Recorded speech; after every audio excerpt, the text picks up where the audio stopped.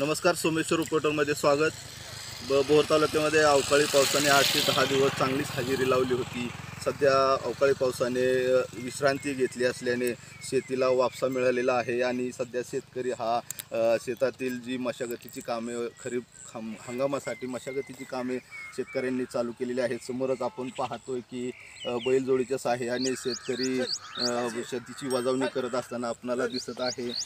सध्या शेतामध्ये कुळवणी या कुळवाच्या साह्याने शेताची वजावणी केली जात आहे। समोर आपण हे चित्र पाहत आहे आणि यानंतर शेतकऱ्याचं असं म्हणणं आहे की आता सध्या सुरुवातीला शेतामध्ये जे तण उगवलेले आहे ते तण बाजूला काढून टाकण्यासाठी बैलजोडीच्या साह्याने शेत कुळवले जाणार आहे आणि त्यानंतर ते सपाटीकरण म्हणजे घोट्याच्या साह्याने सपाटीकरण करून शेत खरीपातील जी पिकं आहेत त्या पेरणीसाठी तयार करून ठेवण्यात येणार आहेत। आपण शेतकऱ्याशी बातचीत करूयात।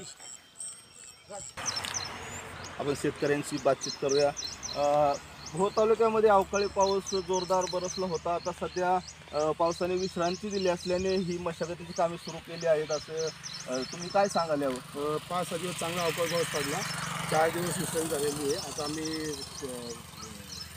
ह्याच्या साह्याने कोवाच्या साह्याने कुळवणी करून आता ही कुळवणी करून झाल्यानंतर किती दिवसानंतर आपण खरीपातील पिकांची पेरणी करणार आहात? 4-5 दिवसात पिकांनी चालू करणार आहे खरीपात। शेतकऱ्यांचं असं सांगणं आहे की अवकाळी पावसाने विश्रांती दिल्यामुळे शेताला चांगलाच वापसा मिळालेला आहे, त्यामुळे शेतीची मशागतीची कामे सुरू केली असून 1-2 ते 4 दिवसामध्ये सध्या मशागतीची कामं उरकली जातील आणि 4 ते 5 दिवसांनी खरीपातील पिकांची पेरणी केली जाईल। सोमेश्वर रिपोर्टरसाठी संतोष मस्के, भोर।